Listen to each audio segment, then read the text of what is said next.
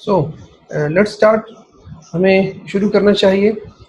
सबसे पहले हम हमारा जो बाकी लेक्चर्स में भी तरीक़ाकार होता है कि हम सबसे पहले एक फ़ाइल क्रिएट करते हैं, जैसे ये आर स्क्रिप्ट हमने यहाँ से ओपन की और इसको कंट्रोल एस किया और हम इसको डेस्कटॉप पे सेव कर देते हैं।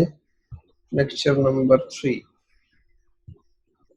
इसमें कोड्स लिखेंगे ताकि वो सेव भी हो जाएं और फिर उनको एडिट करना पड़े तो हम एडिट भी कर सकें। डायरेक्ट अगर यहाँ पे कंसोल में अगर हम कोड्स रन करते हैं तो वो या तो आपको कोड्स ज़बानी बिल्कुल अच्छी तरीके से याद हों, फिर आप डायरेक्ट कंसोल में ही रन करें, आपको एडिट करने की ज़रूरत पेश ना आए, फिर तो ठीक है, वरना ये अच्छा होता है कि आप ऊपर फाइल को सेव कर लो।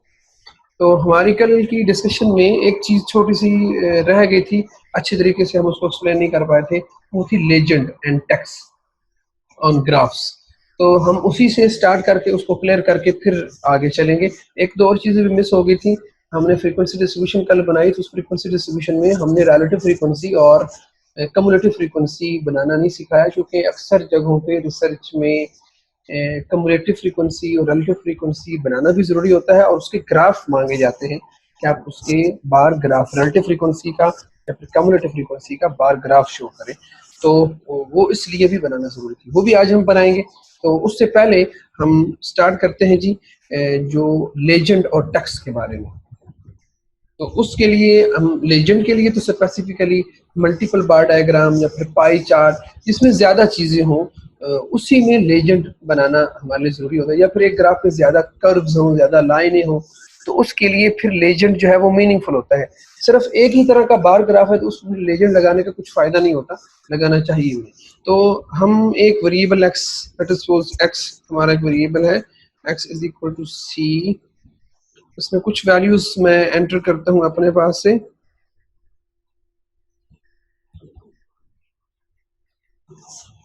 इसको रन कर दिया, इसकी चेक करते हैं कि how many values are there. ये एक नई कमांड भी आपको पता चल जाएगी कि जब आपके पास एक डेटा मौजूद हो तो उसकी लेंथ मालूम करनी हो, सैंपल साइज मालूम करना हो, पॉपुलेशन साइज मालूम करना हो, उसमें वैल्यूज हैं कितनी, तो लेंथ का कोड अप्लाई करते हैं। लेंथ इसमें 12 वैल्यूज, क्योंकि ये लेंथ इस वजह से मैंने मालूम किया, हमने इसका बनाना है मैट्रिक्स। मैट्रिक्स पे multiple bar diagram, multiple bar chart matrix पे अप्लाई होता है। तो मैट्रिक्स पे फिर हमें पता चले कि ये मल्टीपल चीज़ जब अगर 13 होती तो फिर मैट्रिक्स अच्छी तरीके से नहीं बन सकता था, क्योंकि number of rose and number of column जो है वो एडजस्टेबल होने चाहिए। तो हमने इनका मैट्रिक बनाना है, मैंने मैट्रिक का नाम दे दिया m is equal to matrix matrix into x n row, number of rows. इसकी नंबर ऑफ रोज हम बना लेते हैं जी 3, बट सपोज 4 बना लेते हैं, and by row is equal to true. By row is equal to true, by row is equal to true इस वजह से लिखते हैं कि पहली रो मुकम्मल करेगा हमारे डेटा में से, यानी पहली रो में 4 5 2 5 एक्सेट्रा जितने भी आते हैं फर्स्ट रो में वो पहले यहाँ से लेगा, फिर दूसरी रो से शुरू कर देगा, फिर तीसरी रो से, इसलिए ये आसानी होती है। ये मैट्रिक्स भी हमने रन कर दिया, इस मैट्रिक्स को शो भी करवा लेते हैं, m लिखकर इसको रन किया और शो करवा लिया, ये हमारा मैट्रिक्स बन गया। तो 3 इसमें कॉलम्स हैं और 4 रोज हैं। इस पे बार प्लॉट अप्लाई किया कल के लेक्चर वाला इसी मैट्रिक्स पे, और पहले सिंपल बार चार्ट बनाते हैं, देखते हैं इसमें क्या शो क्या होता है। ये बार चार्ट हमारे सामने बना है, हर बार के अंदर 4 कैटेगरीज मौजूद हैं और ये इनकी स्पेस बता रही है कि कौन सी ज़्यादा है और कौन सी कम है। हमने बेसिकली लेजेंड अप्लाई करना है यहाँ पे, तो उसके लिए एक तो हमें बार प्लॉट के अंदर कलर्स लगाने हैं, और दूसरा हमने जहाँ पे COL is equal to, suppose मैं कलर्स लगाता हूँ 2 2 6, 4 ही कलर्स हमें चाहिए, चूंकि एक बार के अंदर 4 कैटेगरीज मौजूद है, 4 कलर्स चाहिए। इसको अप्लाई कर दिया तो ये हमारे पास तमाम कलर्स अप्लाई हो गए। अभी हमने बाकी चीज़ें मैं इसमें स्किप कर रहा हूँ, जो एक्स एक्सिस पे लेबल करते हैं या फिर इन बार्स के नीचे कुछ हम लिखते हैं, वो मैं फॉर द टाइम बीइंग इसको स्किप कर रहा हूँ, क्योंकि पिछले तीनों लेक्चर्स में वो हमने दोनों लेक्चर्स में बता दिया था। तो अब हमने लेजेंड अप्लाई करना है, जो कल रह गया था बेसिकली, वो मेरा मकसद था कि वो अच्छी तरीके से समझ आ जाए और उसका मकसद भी समझ आ जाए, क्या मकसद होता है लेजेंड।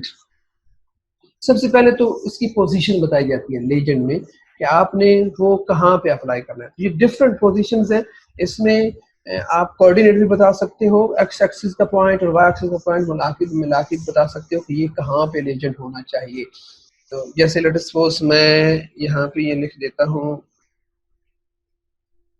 कोऑर्डिनेट, लिख देता हूँ, या फिर मैं अगर कोऑर्डिनेट लिखूंगा फिर तो मैं यूं लिखूंगा लेट अस सपोज 2.5, ये एक्स एक्सिस वाला हो गया, और वाई एक्सिस का कोऑर्डिनेट हम रख लेते हैं 25।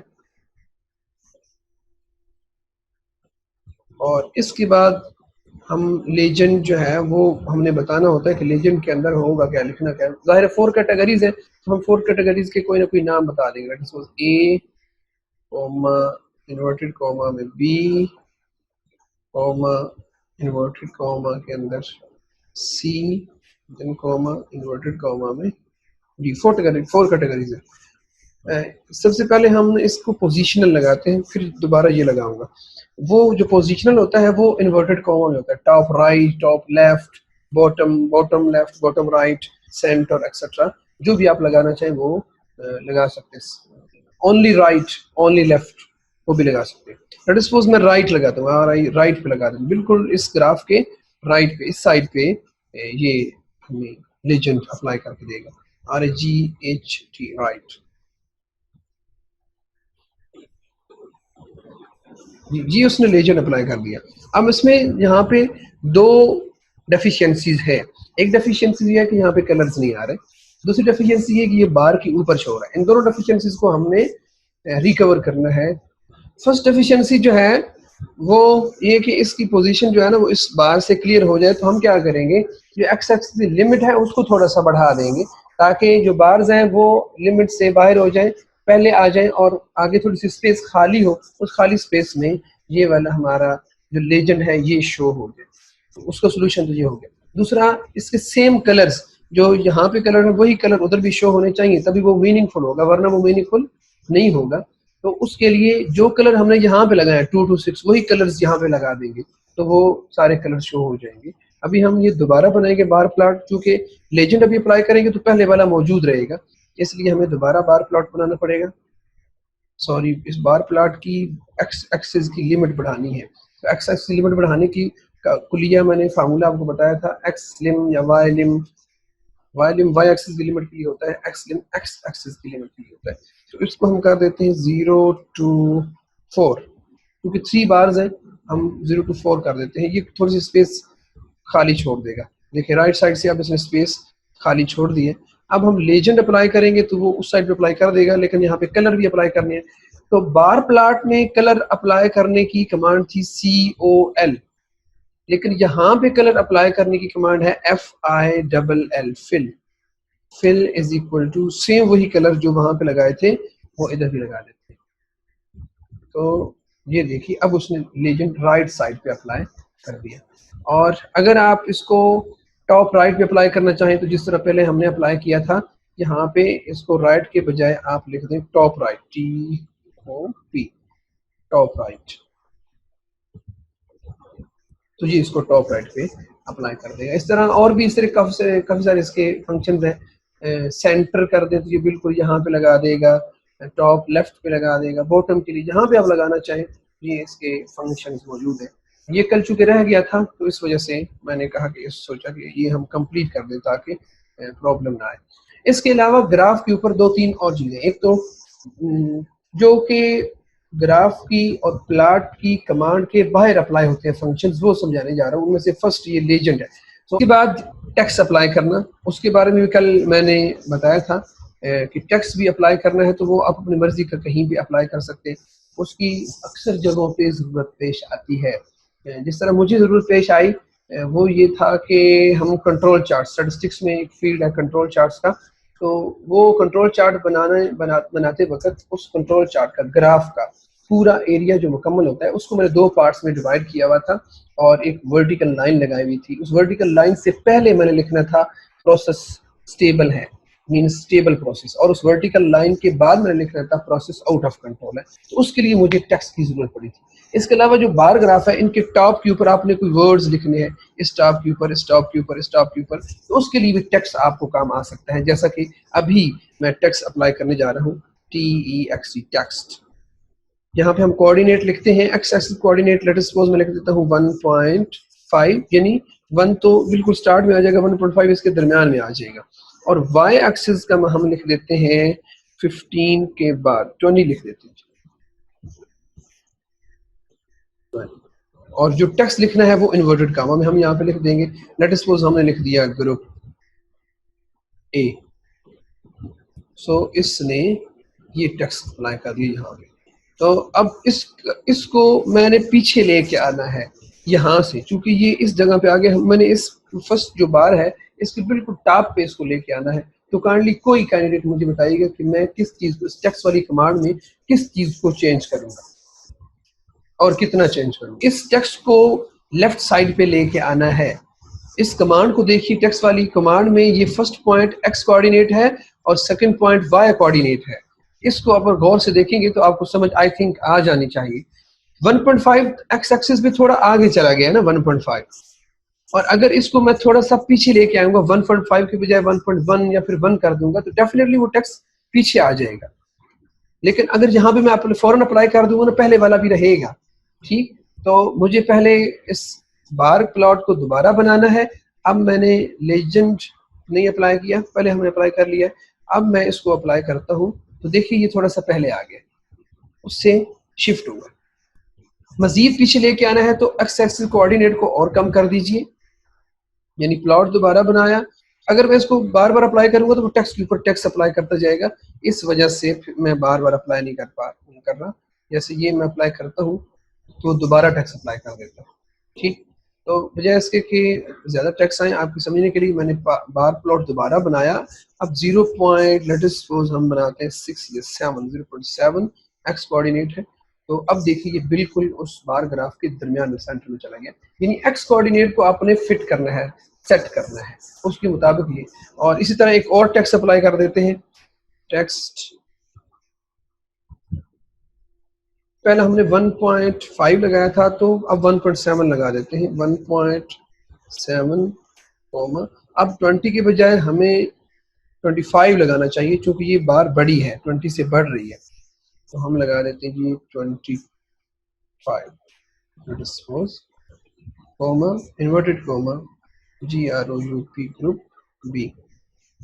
दूसरा टेक्स्ट अप्लाई कर दिया तो वो ऊपर चला गया है, ज़्यादा ऊपर चला गया क्योंकि हमारा ग्राफ में 25 शो नहीं हो रहा। हमें वाई लिमिट को बढ़ाएंगे तो तब हमें वो टेक्स्ट शो करेगा, वरना नहीं करेगा। जैसे y lim is equal to c, y axis की लिमिट को बढ़ा रहा हूँ 0 to 30, वाई एक्सिस लिमिट को बढ़ा दिया। अब हमने एक तो ये अप्लाई कर दिया, पहले वाला ग्रुप ए वाला, अब दूसरा ये अप्लाई कर दिया ग्रुप बी वाला। अब देखिए वो शो हो गया क्योंकि पहले वाई एक्सिस लिमिट से बियॉन्ड, ग्राफ की लिमिट से बियॉन्ड चला गया था। हमारी ग्राफ की लिमिट थी ही 20 तक, मैंने 25 पे वो लगाया। इस तरह हम एक और टेक्स्ट लगा सकते हैं। ये टेक्स्ट है एक लेजेंड वाला पॉइंट, जो भी किसी भी प्लाट के बाहर आप लगा सकते हैं। कोई भी प्लाट बनाए, सिंपल प्लाट बनाए, पाई चार्ट बनाए, बार ग्राफ बनाए, मल्टीपल बार डायग्राफ बनाए, कोई भी प्लॉट, लाइन चार्ट बनाए, कर्व बनाए, डेंसिटी कर्व बनाए, तो उन पे ये लेजेंड और टेक्स्ट अप्लाई हो सकते हैं। डेंसिटी कर्व पे भी अप्लाई हो सकते हैं। देखें इस ग्राफ की तरफ देखें तो ये एक बार के अंदर 4 कलर्स हैं, तो डेफिनेटली हर कलर किसी स्पेसिफिक कैटेगरी को शो कर रहा है, किसी स्पेसिफिक ग्रुप के अंदर सब ग्रुप को शो कर रहा है। तो वो लेजेंड पे हम बता देते हैं कि हमारा जो ये वाला कलर है ये किसको शो कर रहा है, कैटेगरी 1 को लेट अस सपोज, और जो ब्लू कलर है कैटेगरी 2 को शो कर रहा है लेट अस सपोज। ये हम उधर लिख देते हैं, लेजेंड पे लगा देते हैं कि ये पंजाब को शो कर रहा है, ये KPK को शो कर रहा है, ये बलूचिस्तान को, ये सिंध को। तो ये लेजेंड में उनके नाम यहाँ पे लिखे जा सकते हैं। जैसे लेजेंड में मैंने ABC लिखा था, तो वो सूबों के नाम लिखे जा सकते हैं। ये सब कैटेगरीज को यहाँ पे बताया जा सकता है। अगर हमें वर्टिकल लाइंस, ग्राफ के ऊपर वर्टिकल लाइन और हॉरिजॉन्टल लाइन अगर हमने लगानी है, तो उसके लिए सिंपली कमांड है AB लाइन, AB लाइन। ठीक, यहाँ पे अगर हॉरिजॉन्टल लाइन लगानी है तो सिंपली हम लिख देंगे H is equal to H for horizontal and V for vertical. तो हम हॉरिजॉन्टल पॉइंट बता देंगे यहाँ पे, हॉरिजॉन्टल पॉइंट हम यहाँ पे बता देते हैं कि कहाँ पे लगानी है। लेट अस सपोज हमने लगानी है जी 20 पे लगा देते, 22 पे लगा देते, 22 comma COL is equal to 2, या फिर अपनी मर्जी का कलर लिख दें। Let us suppose inverted comma में लिख दें रेड। ये उसने वर्टिकल सॉरी हॉरिजॉन्टल लाइन लगा दी। सेम एज इट इज आपने वर्टिकल लाइन लगानी है या ज्यादा हॉरिजॉन्टल लाइंस लगानी है तो वो ज्यादा भी लगा देगा। जैसे H इज इक्वल टू, दूसरी आपने लाइन लगानी है 25 पे, 25 comma COL is equal to blue.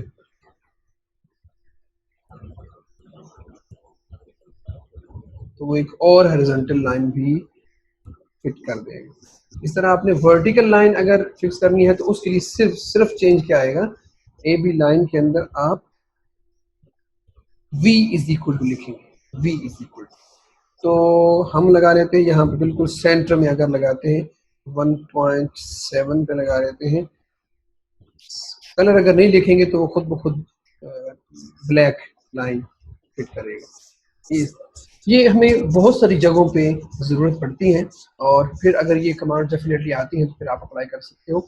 और आर की ये खूबी, यही हुस्न है कि यहाँ पे आप बहुत सारे स्टैटिस्टिकल एनालिसिस, बहुत सारे बाकी एनालिसिस को अपनी मर्जी के मुताबिक मॉडिफाई कर सकते हैं। बाकी सॉफ्टवेयर में जो चीज़ बिल्ट इन है, क्लिक मेथड पे है, आप उस पर क्लिक करेंगे तो आपको रिस्पॉन्स, उसका रिजल्ट मिल जाएगा। यहाँ पे हम चीज़ों को मॉडिफाई कर सकते हैं अपनी रिसर्च के मुताबिक, अपनी डिज़ायर और अपनी रिक्वायरमेंट के मुताबिक। यही इसका प्लस पॉइंट है इसका RStudio का।